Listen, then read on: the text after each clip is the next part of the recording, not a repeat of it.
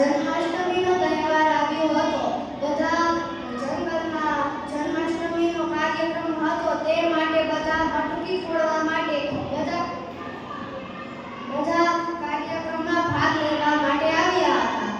જેમ તો જીરા, હાથી, ઝીબ્રા, ધનુપુત્રો બધા પણ મટકી ફોડવા માટે આ કાર્યક્રમમાં ભાગ લેવા માટે આવ્યા હતા.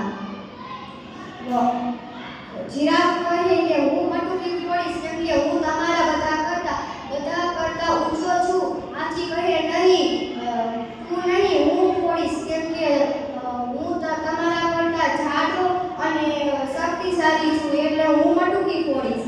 તો ટોપી પુત્રો કહે ના, તમે મટકી ફોડતા, હું મટકી ફોડીશ કેમ કે હું તો આ બધાના ઘરનો વફાદાર છું અને હું બધાના ઘરનું બધું ધ્યાન રાખું છું, એટલે હું જ મટકી ફોડીશ. તો હાથીએ ના પાડી કે ના, હું તારા કરતા જાડો છું, હું જ મટકી ફોડીશ. તો ત્યાં એક કાંગારૂ આવે છે. કાંગારૂ બોલે છે કે શું કહેવાય, હાથી તમે પહેલા ઉભા રહી જાઓ, પછી એની ઉપર જીરાફ રહી જાય, પછી જીરાફ મટકી ફોડશે.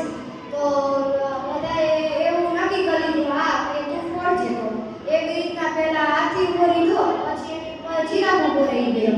પછી મટકી ફોડવા ગયા, તેમાં મટકી ફોડવાના કારણે તેની અંદરથી બધું પણ નીચે પડ્યું.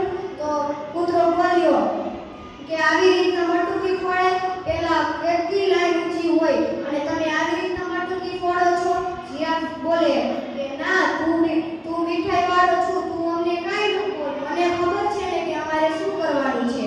તો બધા એમાં આવી જ વાતમાં મટકી ફોડવાના કારણે બધા ઝઘડી પડ્યા.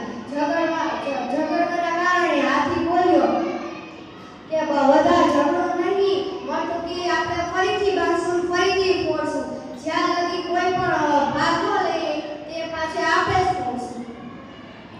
આ પાડી અને બધા એક પછી એક લાઈન ઉપર ઊભા રહી ગયા અને પાછી મટકી બાંધી.